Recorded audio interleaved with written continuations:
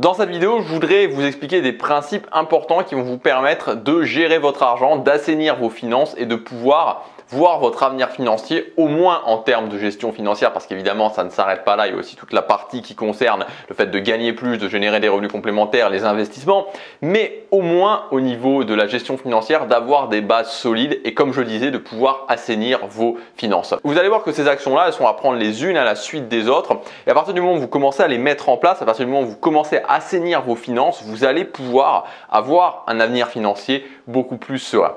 Le premier point à mettre en place peut paraître basique, mais c'est tellement basique que je suis certain qu'il y a beaucoup d'entre vous qui ne le savent pas exactement.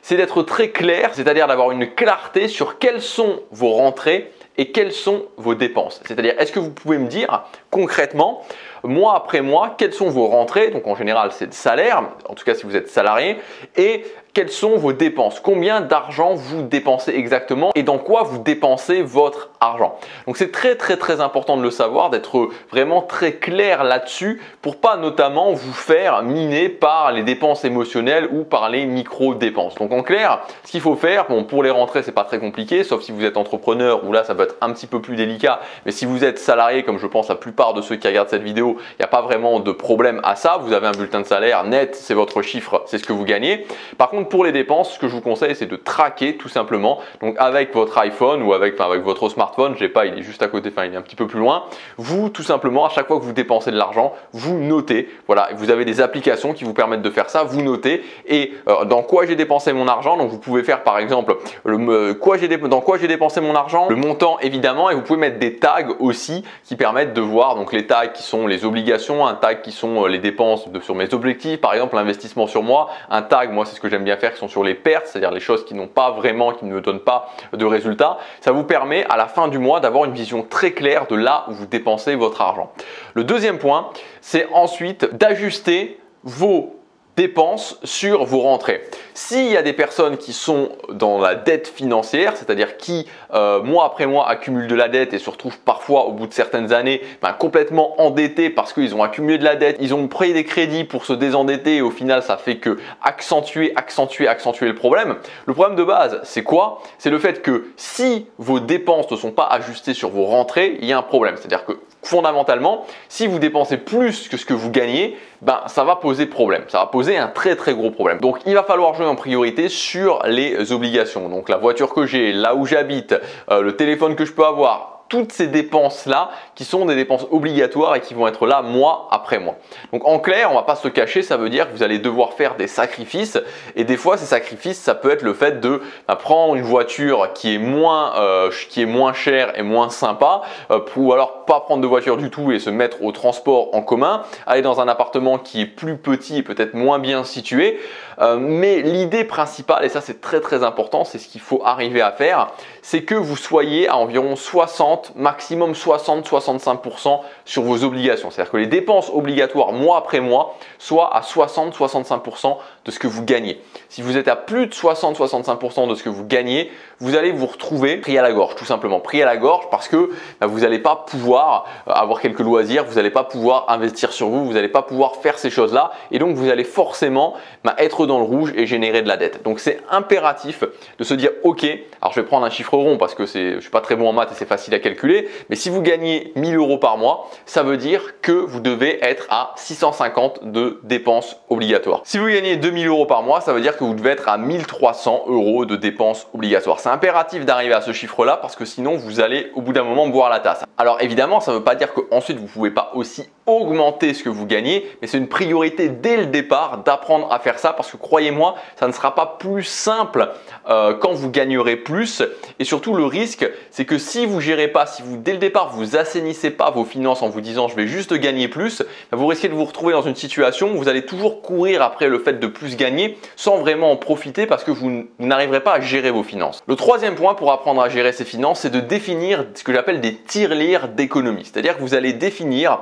des petites tirelires où vous allez vous dire ok, je vais mettre de l'argent pour tel poste, je vais mettre de l'argent pour tel poste, je vais mettre de l'argent pour tel poste. Donc je vais vous donner des exemples très simples. Moi, ce que j'aime bien faire en termes de tirelire d'économie, c'est une tirelire tirelire que j'appelle mon compte retraite.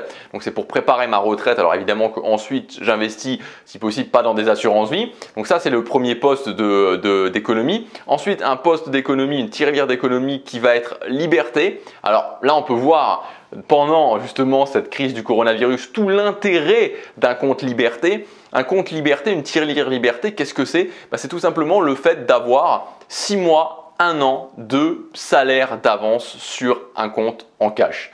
Ça, c'est super important parce qu'il peut se passer n'importe quoi dans la vie. Et si vous n'avez pas ça, à partir du moment où il y a un problème, X ou Y, et des fois on peut se dire que c'est son business qui va se casser la figure, mais en fait c'est pas le business qui casse pas la figure, c'est parce qu'il y a une pandémie mondiale, vous vous retrouvez le bec dans l'eau. Alors que, imaginez aujourd'hui s'il y a le coronavirus, vous avez 6 à 12 mois de votre salaire qui tombe. Bon, voilà, vous êtes déjà beaucoup plus serein. Donc c'est important d'avoir ce compte, cette tirelire économie. Et le troisième point, alors je simplifie, le troisième point, une tirelire projet. Donc ça, c'est l'étape de définir les tirelires. Ensuite, la quatrième étape, ça va être le fait chaque mois d'économiser un petit peu dans ces tirelires et de le faire en pourcentage. Donc imaginons que vous ayez 3 tirelires et que vous gagnez 1 500 € par mois. Vous pouvez vous dire, ok, je vais économiser 2% dans chacune des tirelires. Donc ça va faire 30 € dans chacune des tirelires par mois. Ce qui fait que la première tirelire 30 €, la deuxième tirelire 30 €, la troisième tirelire 30 €. Donc au final, quand vous allez retirer ça, 1 500 moins 3 fois 30 €, 90, ça va faire qu'il va rester 1 410 €. Et là où ça devient très important, c'est que les tirelires, vous allez mettre vos économies en pourcentage, mais surtout vous allez vous payer en premier. C'est-à-dire que vous n'allez pas dire, ok, j'ai mes 1 500 € et je commence à dépenser l'argent pour mon loyer ou pour mon crédit d'appartement et pour tout ce genre de choses. Non, j'ai mes 1 500 €, je retire l'argent pour les tirelires, il me reste 1 410 et ensuite je fais avec ces 1 410 €. C'est le principe de se payer en premier. Ça veut dire que vous allez devoir gérer votre argent comme si vous aviez en net, et tout ce qu'on a pu voir avant, 1 410 €. Et l'avantage de ça, c'est qu'ensuite vous pouvez augmenter l'argent dans vos tirelires. Parce que une fois que vous économisez 2% dans chaque tirelire, est-ce que c'est vraiment difficile d'économiser 3% dans chaque tirelire? Non. Une fois que vous économisez 3%, est-ce que c'est vraiment difficile d'économiser 4% dans chaque tirelire? Non. Et évidemment, en plus, c'est que le système va accélérer à partir du moment où vous allez gagner plus. Parce que là, c'est 2, 3, 4, 5% de 1 500 €. Mais le jour où vous gagnez 2000, c'est 2, 3, 4, 5% de 2000. Et là, vous comprenez à quel point le fait de s'habituer d'un côté et le fait d'augmenter ce qu'on gagne de l'autre va devenir un mécanisme super puissant qui va vous faire vraiment gonfler vos économies. Et enfin, le dernier point, évidemment, c'est de mettre tout cet argent sur des comptes qui ne sont pas accessible, ou en tout cas accessible d'une façon difficile pour pas être tenté à partir du moment où vous allez avoir 2000, 3000, 5000, 10 000, 20 000, 30 000, 50 000 € par mois, parce que quand vous avez 30 000 € par mois sur un compte qui est très accessible, voilà, à un moment donné, vous avez l'envie émotionnelle qui est là, vous dites, si je dépense 1000 € ou 2000 €, c'est pas grave, et vous les dépensez. Donc il faut absolument que cet argent ne soit pas facilement accessible. Voilà pour cette vidéo. Si vous voulez aller plus loin en termes d'assainissement de vos finances, de gestion financière, de sécurité financière, de réussir à générer plus d'argent, vous avez le programme jusque demain, c'est seulement jusque demain, ça s'appelle Avenir Financier. C'est un ensemble de formations que j'ai regroupées, qui sont des formations qui sont déjà sorties pour certaines, mais qui sont aussi des formations inédites, où je vais vous expliquer comment prendre vos finances en main. Je vais vous donner toute mon expérience. Ça fait aussi un petit moment maintenant, quelques semaines, que je me forme massivement par rapport à ça, justement avec cette crise du coronavirus. Donc si vous avez décidé qu'il y aurait un avant et un après en termes de finances, que vous ne ferez plus reprendre à ce petit jeu d'avoir des problèmes parce que telle ou telle grosse crise mondiale peut arriver, on va voir ça ensemble dans ce programme Avenir Financier. Il y a plus de 1000 € de réduction par rapport au prix des formations classiques. C'est le premier lien dans la description, il y a tout qui est expliqué. Je vous retrouve tout de suite de l'autre côté. Chaque jour compte.